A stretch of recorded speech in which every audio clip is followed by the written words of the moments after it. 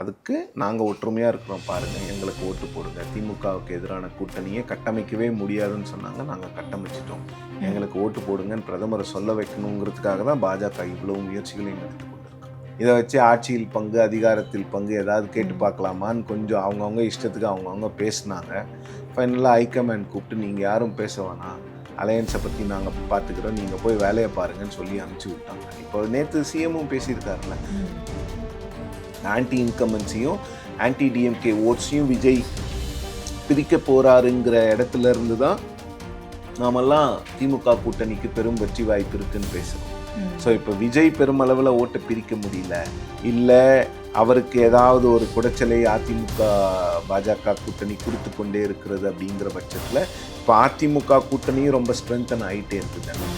இப்போ டிடிவி அவர்கள், ஓபிஎஸ் அவர்கள், டிஎம்டிகே, பாமக இதெல்லாம் ஒரு பெரிய கூட்டணி. ஆன்டி இன்கம்பன்சி நிச்சயமாக இருக்குது, இல்லைன்னுலாம் சொல்லவே முடியாது. இல்லைன்னு திமுக காரங்க தான் சொல்லுவாங்க, மற்ற யாரும் சொல்ல முடியாது.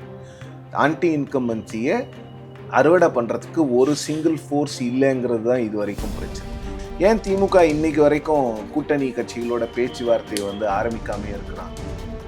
அவங்க என்ன நினைக்கிறாங்கன்னா, கூட்டணி கட்சிகளோட பேச்சுவார்த்தையை ஆரம்பிச்சுட்டு நம்பர்ஸ் எல்லாம் நாம் இப்போவே கொடுத்துட்டோம்னா சுணக்கம் ஏற்பட்டுரும். விஜய் 2 முறை டெல்லிக்கு அழைக்கப்படுகிறார்.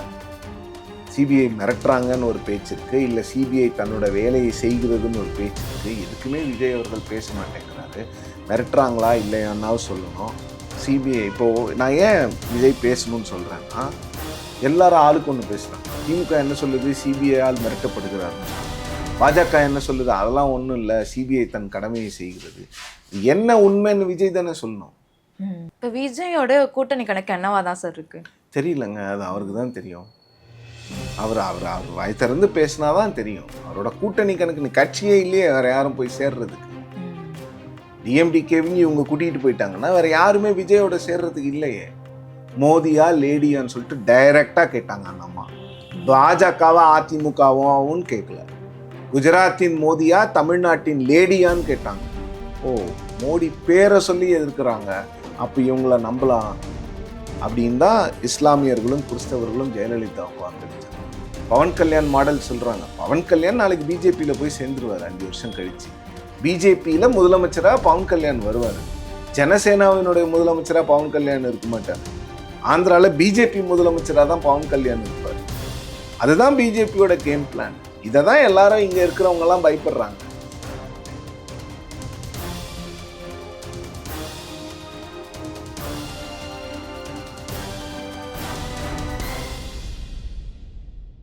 நிம்மதி ப்ராப்பர்ட்டி மேனேஜ்மெண்ட். கான்டாக்ட் 7667008999. நலம் தரும் நல்லார் சித்த மருத்துவமனை. இதய நோய், சர்க்கரை நோய், பக்கவாதம், சிறுநீரக பிரச்சனை, தண்டுவடம் மற்றும் மூட்டு பிரச்சனைகளுக்கு மிகச்சிறந்த மருத்துவமனை. கிருஷ்ணகிரி, சென்னை மற்றும் மதுரை.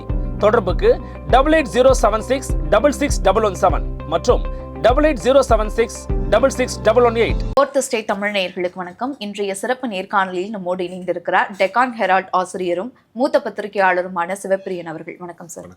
இப்போ நாளை மோடி அவர்கள் வராரு, அதற்குள்ள இந்திய கூட்டணியும் ஒரு ஃபார்ம் ஆயிடும். அதுதான் அவங்களோட எண்ணமாக இருக்கிறது. எல்லாரையும் கொண்டு வந்து அந்த மேடையில் நிறுத்தி, திமுக என்னதான் ஒரு 3 முறை ஜெயிச்ச கூட்டணியை வச்சுருந்தாலும் கூட அவங்களால எல்லாரையும் ஜனவரிக்குள்ளே மேடை ஏற்ற முடியல. காங்கிரஸுக்கும் திமுகவுக்கும் பிரச்சனை இருக்குன்னு பிரதமர் பேசுவார். அதுக்கு நாங்கள் ஒற்றுமையாக இருக்கிறோம் பாருங்கள், எங்களுக்கு ஓட்டு போடுங்க. திமுகவுக்கு எதிரான கூட்டணியை கட்டமைக்கவே முடியாதுன்னு சொன்னாங்க, நாங்கள் கட்டமைச்சிட்டோம். எங்களுக்கு ஓட்டு போடுங்கன்னு பிரதமரை சொல்ல வைக்கணுங்கிறதுக்காக தான் பாஜக இவ்வளவு முயற்சிகளையும் எடுத்துக்கொண்டு இருக்கிறோம். தேமுதிக கட்சி இருக்கே சார். தேமுதிக இருக்குது. அவங்க நிறைய டிமாண்ட் அவங்களுக்கு அதிகமாக இருக்கிறதா சொல்லப்படுகிறது. பட் எனக்கு தெரிஞ்சு அவங்களே கொண்டு வந்துடும். இப்போ திமுக காங்கிரஸ் அதுதான் ரொம்ப பலவீனமாக இருக்குது அப்படின்னு சொல்லலாம். இது எப்படி பார்க்குறீங்க நீங்கள்? பலவீனம்ங்கிறது ஒன்றும் இல்லை அந்த அலையன்ஸை பொறுத்த வரைக்கும்.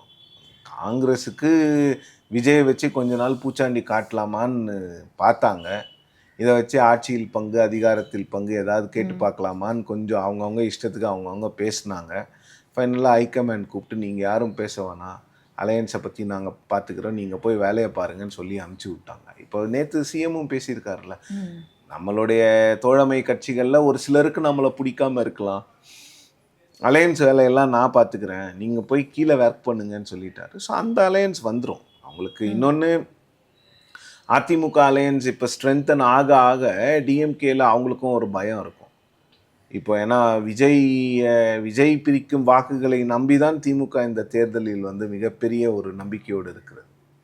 இல்லைன்னா கொஞ்சம் டஃப்பாக இருக்கும் எலெக்ஷன். விஜய் ஓட்டு பிரிக்கலைன்னா அதிமுக ஸ்ட்ரெயிட் ஃபைட் வரும்போது கொஞ்சம் டிஎம்கேக்கு டஃப்பாக இருக்கும். அந்த ஆன்டி இன்கம்பன்சிலாம் வெளியில் தெரிய ஆரம்பிச்சிடும்.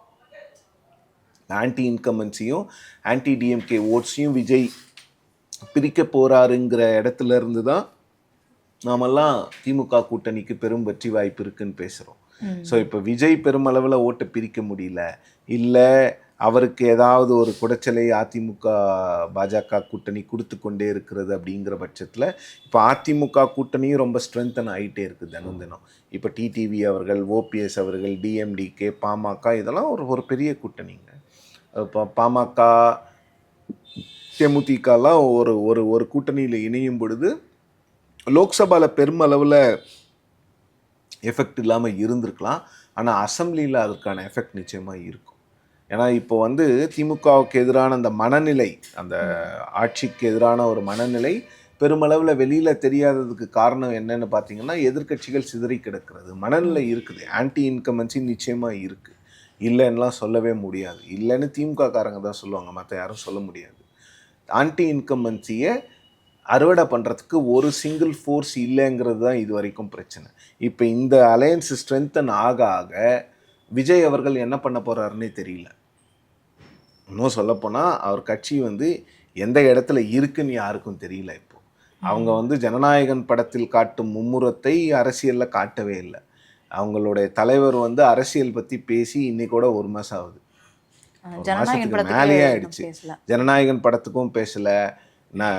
இவருக்கு ஆதரவாக கருத்து தெரிவித்த முதலமைச்சர் ஸ்டாலின், காங்கிரஸ் தலைவர் ராகுல் காந்தி யாருக்குமே நன்றி சொல்லலை, எதையுமே பண்ணலை. அந்த கட்சி வந்து கிட்டத்தட்ட முடங்கியது போன்ற ஒரு தோற்றம் தான் எல்லாருக்கும் ஏற்படுகிறது. அவங்க வந்து ஒரு மொமெண்டத்தை மிஸ் பண்ணிக்கிட்டே இருக்கிறாங்க. டிடிவி வந்துருவாருன்னு பார்த்தாங்க, காங்கிரஸ் வந்துரும்னு பார்த்தாங்க, எதுவுமே வரல.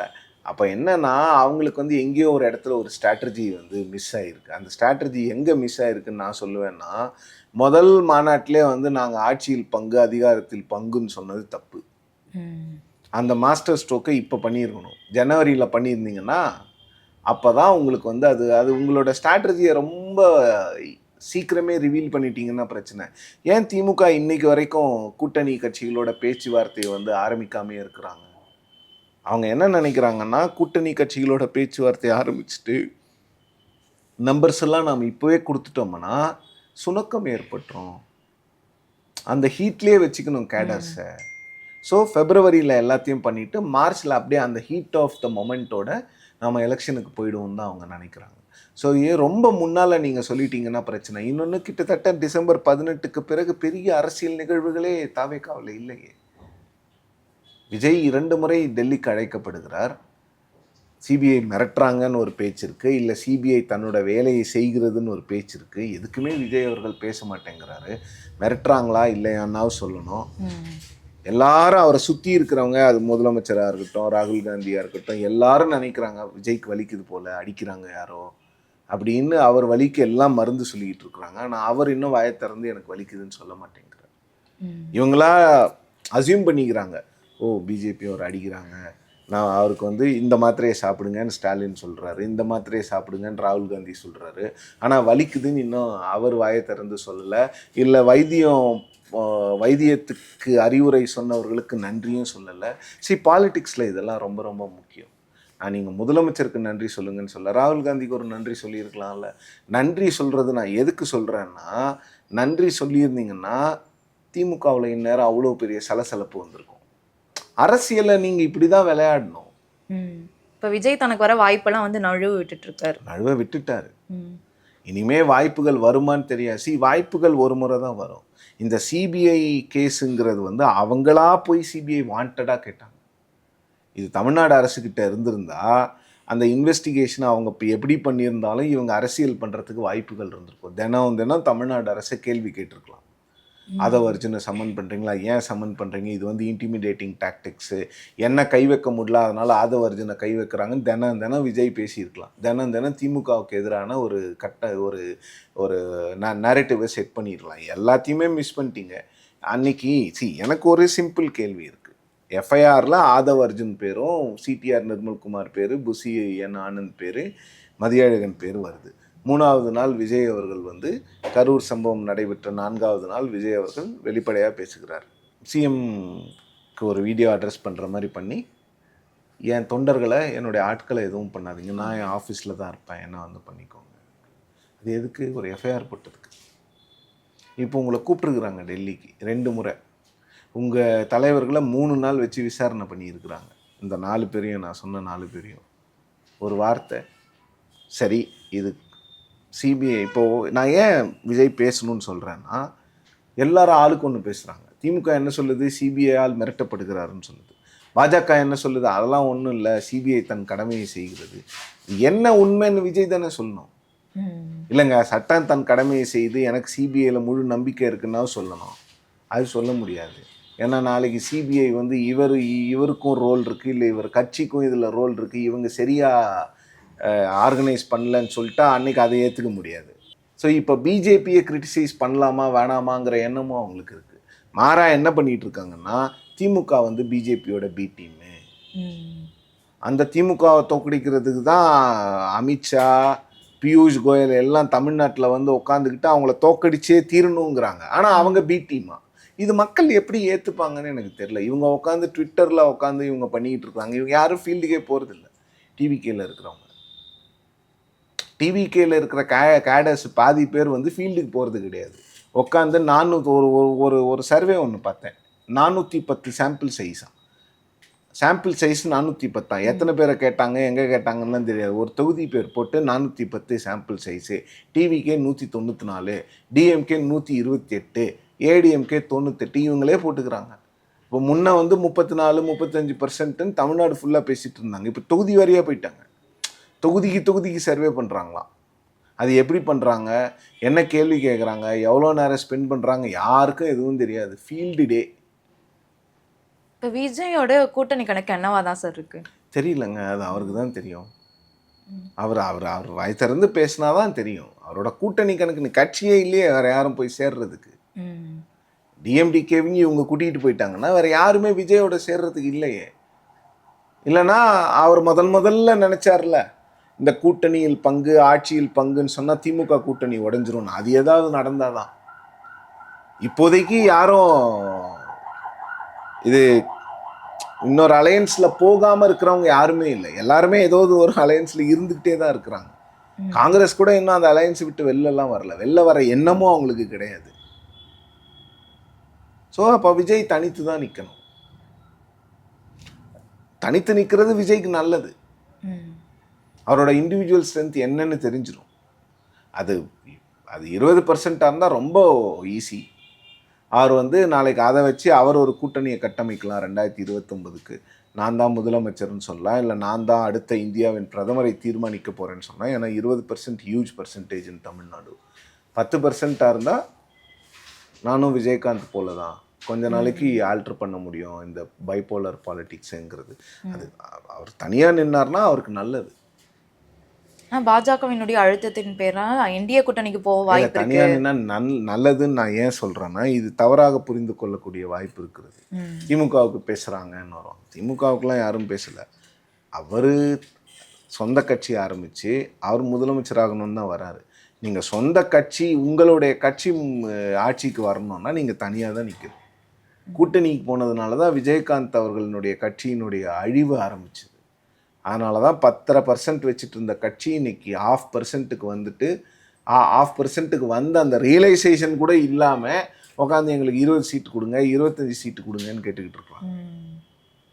ஸோ நீங்கள் அலையன்ஸில் இது போயினீங்கனாவே உங்களுடைய இண்டிவிஜுவாலிட்டி போயிடும். ஆனால் தமிழ்நாடு பொறுத்த வரைக்கும் எந்த கட்சியும் தனித்து நின்று ஆட்சிக்கு வர முடியாது இல்லை சார், கூட்டணி மூலியமாக தானே வரலாம். ஆட்சிக்கு வரலாமே, ஆட்சிக்கு வந்திருக்கிறாங்களா? அதிமுக வந்திருக்கு.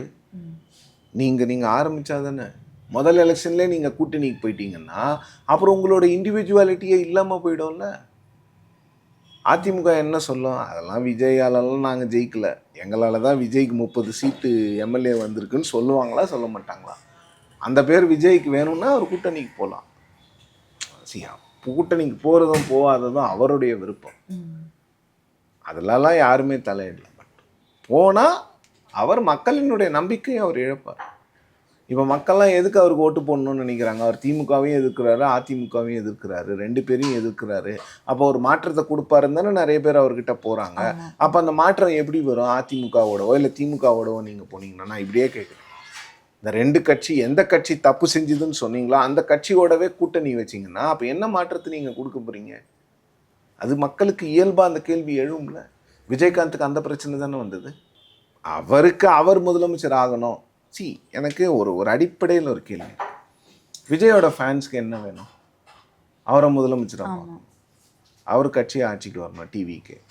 இப்போ ஏடிஎம்கேக்கு இவர் திரு எடப்பாடி பழனிசாமி இன்னைக்கு சப்போர்ட் பண்ணாருன்னா அவங்க ஃபேன்ஸ் ஒத்துப்பாங்களா? அதுக்கு இவர் கட்சியை ஆரம்பிக்க வேணாங்க. ஆனால் அதிமுக இருந்து செங்கோட்டையன் வரும்போது தாவேக்காவினர் இருந்து வரவேற்றாங்க இல்லையா? செங்கோட்டையன் வெளில வந்தார், அதெல்லாம் வரவேற்பாங்க. இப்போ கூட அதிமுக வாக்குகளை தான் தாவேக்கா குறிவைக்கிறது. அந்த வாக்கு தான் அவங்களுக்கு வரும். ஏன்னா இவங்க திமுகவை தானே திட்டுறாங்க, இவங்க அதிமுகவை திட்டலையே. திமுகவை திட்டினா திமுக ஓட்டு எப்படி இவங்களுக்கு வரும்? அதிமுகவுக்கு போடுற ஓட்டு தானே வரும். அதுதானே அடிப்படையில் இவங்க எல்லாரும் நிறைய போல்ஸ்டர்ஸும் புரிஞ்சிக்காத விஷயம் அதுதான். அவங்க என்ன சொல்லிட்டு இருந்தாங்கன்னா, மைனாரிட்டிஸ் ஓட்டு பிரிஞ்சிரும். மைனாரிட்டிஸ் ஓட்டெல்லாம் அவ்வளோ சுலபமாலாம் பிரியாது. மைனாரிட்டிஸ் ரொம்ப ஸ்ட்ராட்டஜிக்காக ஓட் போடக்கூடிய ஒரு கம்யூனிட்டி. அவங்களுக்கு பாஜக அதிமுகவை ஸ்டாப் பண்ணுறதுக்கு யார் அந்த விஷயத்தை செய்வாங்களோ அவங்களுக்கு மட்டும்தான் ஓட்டு போடுவாங்க. 2014 ஜெயலலிதாவுக்கு ஓட்டு போட்டாங்க முஸ்லிம்ஸ், கிறிஸ்டியன்ஸ். ஏன் ஓட்டு போட்டாங்க? மோதியா லேடியான்னு சொல்லிட்டு டைரெக்டாக கேட்டாங்க அந்த அம்மா. பாஜகவா அதிமுகவான்னு கேட்கல. குஜராத்தின் மோதியா தமிழ்நாட்டின் லேடியான்னு கேட்டாங்க. ஓ, மோடி பேரை சொல்லி எதிர்க்கிறாங்க, அப்போ இவங்கள நம்பலாம் அப்படின்னு தான் இஸ்லாமியர்களும் கிறிஸ்தவர்களும் ஜெயலலிதாவுக்கு வாக்களித்தாங்க. 2016 பிஜேபி சீன்லேயே இல்லை, தமிழ்நாட்டில் பிஜேபி பிக்சர்லேயே கிடையாது. ஓட்டு பாதியாக பிரியுது. திமுகவும் வேணும், அதிமுகவும் வேணும். அது அது அது டேட்டாவோட தான் பேசுகிறோம். இப்போ என்ன ஆகும்னா, அதிமுக பாஜக ஒரு இடத்துல இருக்குது, விஜய் தனியாக நிற்கிறார், திமுக தனியாக நிற்குதுன்னா அதிமுக பாஜகவை ஸ்டாப் பண்ணக்கூடியது யாருன்னு யோசிப்பாங்க. விஜயால் இந்த எலெக்ஷனுக்கு முடியாது, ஸோ இந்த எலெக்ஷனை டிஎம்கேக்கு போடல. பாஜக முதல்ல நினச்சது என்னென்னா, மைனாரிட்டிஸ் ஓட்டை இவர் பிரிச்சிடுவார், அப்புறம் பிரிக்க முடியாது, இவர் உங்களை தான் காலி பண்ணுறாரு அப்படின்னும் போது தான் இவங்களுக்கு ரியலைசேஷன் வருது, ஓ நமக்கு தான் பிரச்சனை போல். இதை தான் என்னை போன்றவர்கள்லாம் 1.5 வருஷமாக இதை தான் சொல்லிகிட்டு இருக்கோம். மறுநாள் அக்டோபர் 28 நான் எழுதின ஒரு கட்டுரையில் நான் அதான் சொல்லியிருக்கேன். திமுகவை டைரக்டான எதிரியாக திமுகவை விஜய் பார்த்தாலும் முதல்ல அவர் அழிக்கணும்னு நினைக்கிறது அதிமுகவை தான். அது ரொம்ப கஷ்டம். அதிமுகவை அழிச்சாதான் அவரால் திமுகவை எதிர்க்கக்கூடிய நிலைக்கு போக முடியும். நீங்கள் என்ன வேணாலும் சொல்லுங்கள், இன்னைக்கு திமுகவை எதிர்க்கக்கூடிய தமிழ்நாட்டில் ஒரே கட்சி அதிமுக தான். திமுகவை ஆட்சி கட்டிலிருந்து இறக்கக்கூடிய ஒரே வல்லமை படைத்த கட்சி அதிமுக மட்டும்தான். அவங்களோட தான் பிஜேபி போய் சேருது, பிஜேபியோட அதிமுக சேரல. அவங்க கிட்ட 25% ஓட்டு இருக்கு, 30% ஓட்டு இருக்குங்கிறதுனால தான் அதிமுகவோட போய் பிஜேபி சேர்றாங்க. ஸோ திமுக அதிமுகங்கிற ஃபைட்டில் அதிமுக இல்லைன்னா தான் டிவிக்கே வர முடியும். எந்த அதிமுகவை ரீப்ளேஸ் பண்ணணும்னு நினச்சிங்களா அவங்களோடவே நீங்கள் கூட்டணிக்கு போய் சேர்ந்தீங்கன்னா மக்கள் எப்படி ஏற்றுப்பாங்கன்னு எனக்கு தெரியல. ஏற்றுக்கலாம். பட் அதன் பிறகு ஒரு கட்சி ஆட்சிக்கு வந்துருச்சு. இப்போது இப்படியே பேசுவோமே, அதிமுக தாவேக்கா பாஜகலாம் ஒன்றா இருக்குதுன்னே வச்சுப்போம்.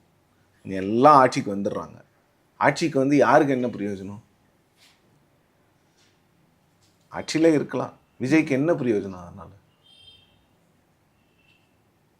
அவரோட கட்சியை வளர்க்கவே முடியாது அவரால். பவன் கல்யாண் மாடல் சொல்கிறாங்க. பவன் கல்யாண் நாளைக்கு பிஜேபியில் போய் சேர்ந்துருவார் 5 வருஷம் கழித்து. பிஜேபியில் முதலமைச்சராக பவன் கல்யாண் வருவார். ஜனசேனாவினுடைய முதலமைச்சராக பவன் கல்யாண் இருக்க மாட்டார். ஆந்திராவில் பிஜேபி முதலமைச்சராக தான் பவன் கல்யாண் இருப்பார். அதுதான் பிஜேபியோட கேம் பிளான். இதை தான் எல்லாரும் இங்கே இருக்கிறவங்கலாம் பயப்படுறாங்க. பிஜேபி கேம் பிளான் அப்படி தான் இருக்கும்.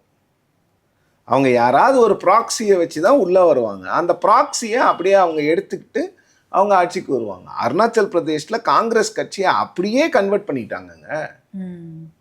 காங்கிரஸ் கட்சியில் இருக்கிற 37-38 எம்எல்ஏஸை ஒட்டுமொத்தமாக அவங்கள கூப்பிட்டு, அப்போ நீங்கள்லாம் உங்கள் கட்சியை அப்படியே போர்டு மாற்றிடுங்கப்பா, அவ்வளோதான். காங்கிரஸ் போர்டை தூக்கி போட்டு பிஜேபி போர்டை போட்டுக்கிட்டாங்க. இப்படி தான் அவங்க பண்ணுவாங்க. பவன் கல்யாணம் எல்லாரும் எடுத்துக்காட்டு சொல்கிறதுனால சொல்கிறேன். அவர் ஆந்திராவின் முதலமைச்சராக ஆகிறதுக்கான வாய்ப்புகள் அவருக்கு இருக்கிறது. Age is on the side. But Janasena முதலமைச்சராக இருக்க மாட்டார். அவர் பாஜகவினுடைய முதலமைச்சராக இருப்பார். ஓகே. இன்னொரு பக்கம் என்ன சொல்லப்படுது அப்படின்னா, விஜய் அவர்கள் வந்து காங்கிரஸுடன் கூட்டணி வச்சு திமுக கூட்டணியை உடைச்சிருங்க அப்படின்ற மாதிரி அது ஒரு பிளானா வந்து போகுது அப்படின்னு ஒரு விமர்சனம் வைக்கப்படுது. அதுவும் நடக்க வாய்ப்பு. ஏடிஎம்கே பிஜேபிக்கு அது இன்னும் ஈஸி இல்லை. டிஎம்கே கூட்டணி நீங்கள் உடைச்சிட்டாவே அந்த கூட்டணி உடைச்சிட்டாவே ஜிஎம்கே ஜெயிக்காதுங்க. கஷ்டம். ஏன்னா 5 வருஷம் ஆன்டி இன்கம்பன்சி இருக்கு. இப்போ அந்த கூட்டணி உடைஞ்சிட்டாலே ஒரு பெர்செப்ஷன் மாறிடும். இப்பவே நீங்க வந்து டிடிவி தினகரன் அவர்கள் டிஎம்டிக்கு எல்லாம் சேரும் போதே இந்த கூட்டணி ஸ்ட்ராங் ஆகுது. அவ்வளவு சுலபம் கிடையாது. நிறைய இடத்துல வந்து ஃபைட் வந்து ரொம்ப டைட் ஆயிடும்.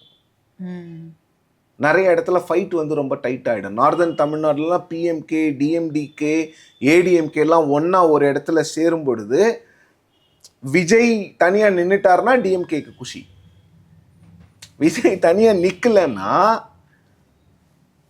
ரொம்ப டைட்டாக இருக்கும், ரொம்ப கஷ்டமாக இருக்கும்.